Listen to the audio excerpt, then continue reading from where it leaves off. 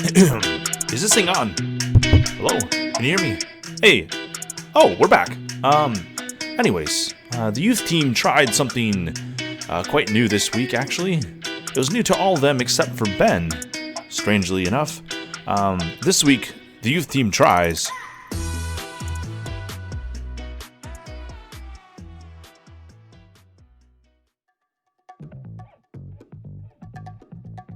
Growing up, my mom always told me that I should be a lawyer because I love to argue. On the regular, convinced my mom to let me out of my 3-week grounding punishment. Usually worked. Feeling pretty good about this today. Yeah. I'm feeling really good about debating today. I've got a great team. I ate breakfast this morning. I read the dictionary before I go to bed every night, so I'm feeling confident. Last night I watched a YouTube video, 5 tips on how to debate. That's why I'm confident. I've seen that one. You've seen that one? Yeah. The one with the one guy? Last week. Yeah, it had 14 views. Yeah, it's nuts. You guys should high five. Nope. I've never debated in my life. I know one thing though, I'm always right. 90% of the time. 95% of the time, I'm always right. 60% of the time. So, here's the thing. Me and Jake are going up against, yeah, feeling pretty good. Gotta say, I'm feeling pretty good. It's gonna get hot in here. 1, because of heated debates, and 2, because my house doesn't have air conditioning. First debate, Lord of the Rings versus Star Wars. Ben and Kaylin, you have Lord of the Rings. And Gabe and Jake, you have Star Wars. Oh gosh, you're going Easy. so down. Jar Jar Binks. So down. All right, The Lord of the Rings, one of the greatest literary artworks of our time.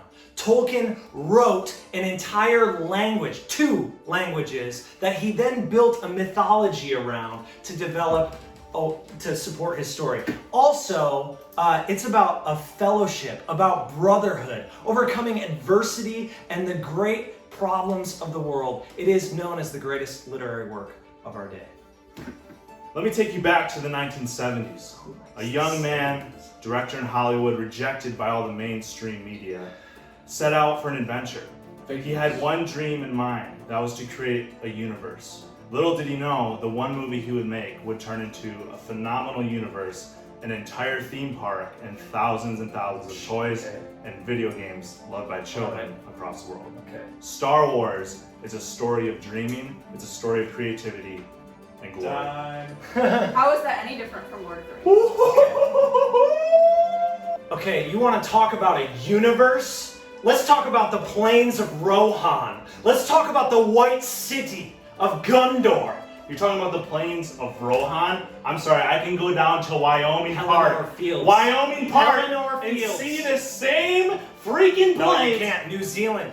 And I know you love it because you sit in your office and listen to the Shire theme song all day. I don't hear Star Wars playing from your office. Ben, I want to ask you, when your young daughter grows up, when she is 3 years old, do you want her seeing an orc on a TV? I'd much Would you rather want to have her watch Lord of the Rings You want to see her than cry? to watch. Oh, wow. Interesting. Ray is an inspiration to young women everywhere. Exactly. Let's talk about film awards, okay? Which is the most Oscar-winning film in all history? The Lord of the Rings, Return of the King. Oscar is an accountant for Dr. Listen. I would like to direct my attention to myself. Here's the thing. I'm going to cue a picture here in a second that I'm going to edit in of me. No, you can't. Not fair. He's the editor. He's not allowed to edit this in Of favor me of- holding George Lucas's Oscar in the Oscar Museum in Los Angeles, California. I'm holding it. Take a look. It must not be that valuable if they let you hold it. He donated it. Sounds like you have a problem with idols, Gabe. I don't have a problem with idols. You want to talk about idols? The Ring. The Ring. But they No, the destroyed ring it. is not an idol. The ring represents overcoming idols. I will say this. Smeagol was consumed by the Ring. No, he wasn't. Until the very end. Ha! Frodo was not. Argument By the ring. folded. Greatest companion in all of human history, Samwise Gamgee. Obi-Wan Kenobi. Best hero. Yeah, right. He shot his Padawan's arms and legs off and left him for dead. Time. The Lord of the Rings is one of the greatest literary masterpieces of our time. The Lord of the Rings is one of the greatest literary masterpieces of our time. It has yet to be rivaled. It's a journey of wonder and intrigue, of overcoming the forces of darkness. It is a timeless classic throughout generations that has changed lives. It is the single greatest work of art that I've ever read besides the Bible. Star Wars is full of garbage acting. It has been sold to Disney. It is just a ploy to make money. No one can argue the horrible acting that is that film franchise of Star Wars. Star Wars, the most beautiful franchise ever? Possibly. George Lucas, a man, a dream, a vision. Growing up in California, with a vision and a dream to create a universe that started with one movie that turned into something beautiful that children and families and mothers and fathers would enjoy all across the world until the end of eternity. Lord of the Rings, would you let your 3-year-old daughter watch that? I don't think so. She'd be scared and cry, have nightmares for the rest of her life, and then lots of money and counseling when she's older. One word, Darth Maul. Ah, that's 1. 2. I think Gabe and Jake destroyed Ben and Kaylin. He slapped down their arguments and he made a great point that it's all about the children. I would never want to watch something like Lord of the Rings if they produced nightmares. And so I felt very persuaded as I was reminded of my childhood self to vote for Star Wars. Carissa? I'm gonna have to say Star Wars too. They had my vote when the whole kid thing, I don't want my 3-year-old daughter crying because she was watching Lord of the Rings, okay? So I vote Star Wars. And we love woman empowerment. Okay. If a tree falls in a forest and no one is around to hear it, does it make a sound? Ben and Kaylin, you were arguing that it does. Jake and Gabe, you were arguing that it does not. Okay. If a tree falls in the forest and no one is around to hear it, it does indeed still make a sound. Let me begin by referencing scripture. Genesis 1. Then God said, "Let there be light," and there was light. There was no one else around but the Lord. He spoke, and there was light.